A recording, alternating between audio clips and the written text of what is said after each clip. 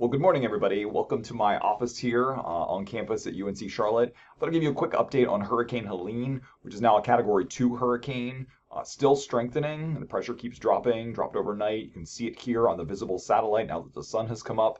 So if you're watching or you're seeing this from Charlotte or North Carolina, the rain we're getting here is just a bunch of tropical moisture that's riding up along a frontal boundary that's just kind of stuck here along eastern Tennessee. And so that's what's producing all these clouds and precipitation. We're getting strong southerly and southeasterly flow, and that's producing all the rain that we've seen. We've actually seen quite a bit of rain this morning. So I saw we're already up to about 1.5 inches of rain, and that'll just lead to some problems as the hurricane approaches. If you're living in the mountains, you're in western North Carolina, some of those folks have already seen 6 to 10 inches of rain. If you look at the radar, this kind of tells the tale. There's lots and lots of tropical moisture streaming out of the south. So you can see the hurricane here spinning kind of almost in line with the Florida Keys. That's moving towards the northeast. You see all of this heavy rainfall that's moving towards us. So there's Charlotte right there. If you live in eastern North Carolina, you haven't seen any precipitation yet. It's basically from about Charlotte, maybe a little bit east of Charlotte, back towards the mountains. It's the western half of the state, and you can see this is going to continue for much of the day. I thought I'd show you just a step-by-step what the latest high-resolution models are showing. And if I step this forward through time, you can see the pressure of the storm continuing to drop. It's actually lower than this. Models usually do a bad job at indicating the initial pressure. The pressure right now is around 960 or in the upper 950s. And as that gets lower, that just means the storm's getting stronger. And as this moves towards the northeast, you see it's projected to make landfall, at least according to this model, in kind of the Big Bend area of Florida. Some of the models are a little further west of here. Some of them are kind of right in the middle of the bend, and I'll show you two just as examples. But you can see if I back this up, right, this is kind of where we are right now. You see all this pockets of heavy rain you saw on the radar, and that's just going to continue for the western half of North Carolina as we go through the day. I actually just saw some tornado signatures out there. So anytime you get landfalling tropical systems and you're getting these feeder bands of moisture off the Atlantic, that can lead to some spin-up tornadoes in especially South Carolina as we go through the day. If I walk this through time, you see the storm system makes landfall somewhere around here.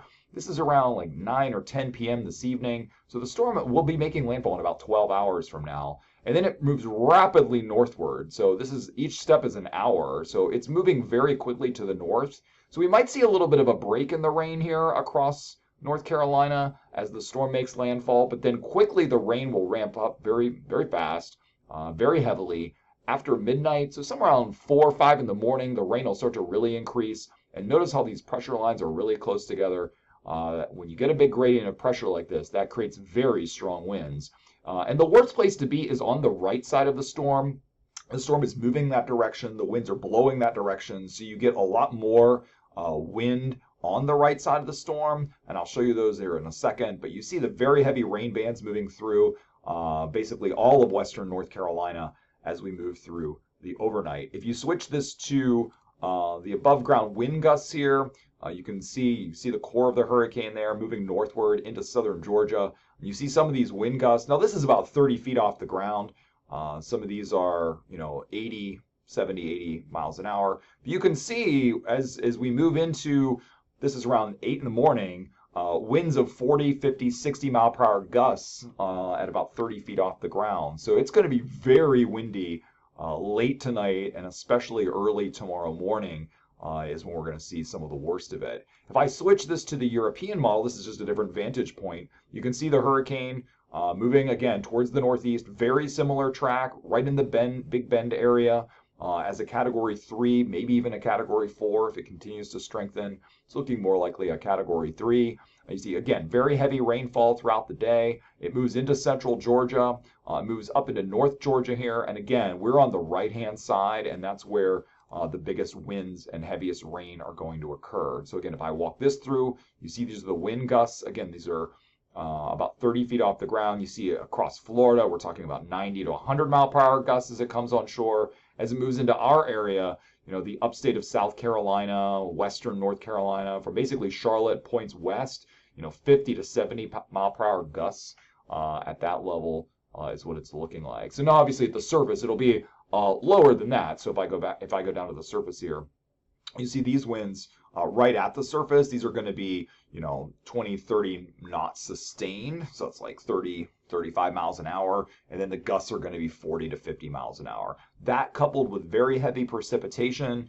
I would expect, especially Charlotte and points west, to see trees down, branches down, on some minor damage as this thing comes roaring through. But it'll be out of here really quickly. So this is 8 a.m. tomorrow morning, and by lunchtime, winds will be calm, things will go down, and it'll be way up in Tennessee and be dissipating. So that's what it's looking like. In terms of the track, so there is still some variation here, right? So you saw a lot of those later models are a little bit maybe further east than some of these. So that's going to move northwards. It's going to be somewhere in North Georgia.